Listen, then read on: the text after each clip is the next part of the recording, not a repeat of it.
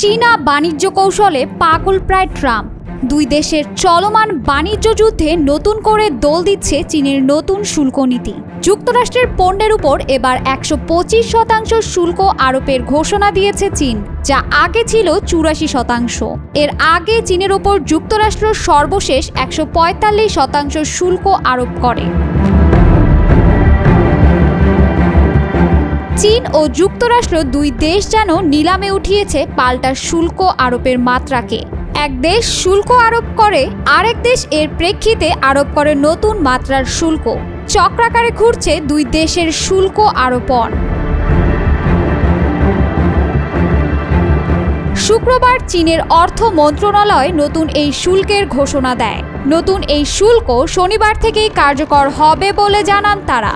এর আগে চীনের প্রেসিডেন্ট শি জিনপিং ইউরোপীয় ইউনিয়নকে বেইজিংয়ের সঙ্গে একত্র হয়ে যুক্তরাষ্ট্রের একতরফা নিপীড়নের বিরুদ্ধে রুখে দাঁড়ানোর আহ্বান জানান। বান্ডেল থাকলে প্রতি সেনমানিতে টাকা বাঁচবে। বিকাশ সেনমানি বান্ডেল কিনে জিতুন প্রতি লেনদেনে।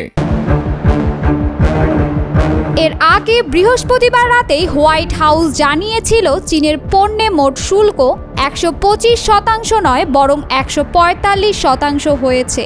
এরপর 24 ঘন্টা পেরোতে না পেরোতেই চীন আবার যুক্তরাষ্ট্রের পণ্যের ওপর শুল্ক বাড়িয়ে 125% করেছে।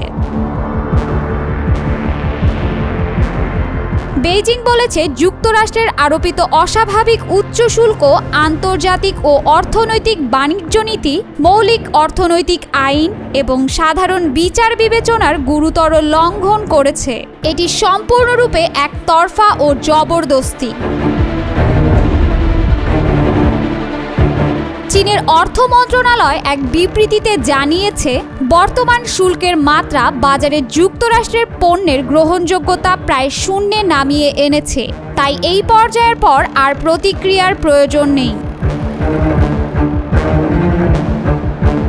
বিবৃতিতে আরও বলা হয়, যুক্তরাষ্ট্র এখন কেবল সংখ্যার খেলা খেলছে।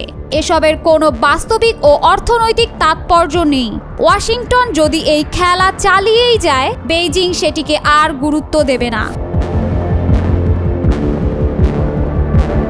চীনের বাণিজ্য মন্ত্রণালয়ের মুখপাত্র আরও বলেন, ট্রাম্প প্রশাসনের লাগাতার শুল্ক বৃদ্ধির জন্যই বিশ্ব অর্থনীতিতে অস্থিরতা, বাজারে ধস এবং বহুপক্ষীয় বাণিজ্য ব্যবস্থার বিপর্যয় দেখা দিয়েছে।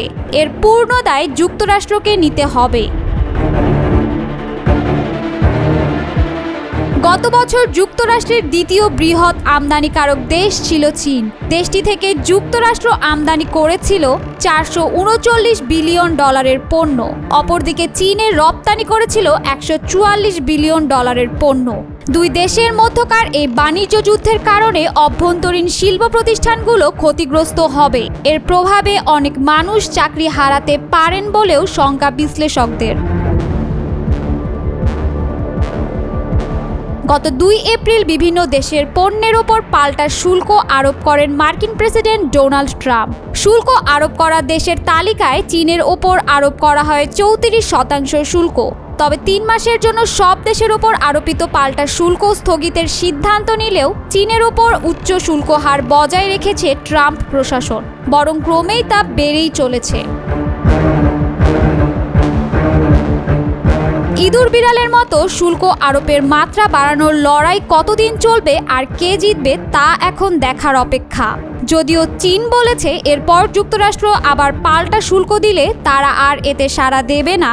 এতে বোঝা যায়, হয়তো এই শুল্কই হতে পারে ট্রাম্পের শুরু করা বাণিজ্য যুদ্ধের সমাপ্তি কিংবা নতুন কোনো শুরু।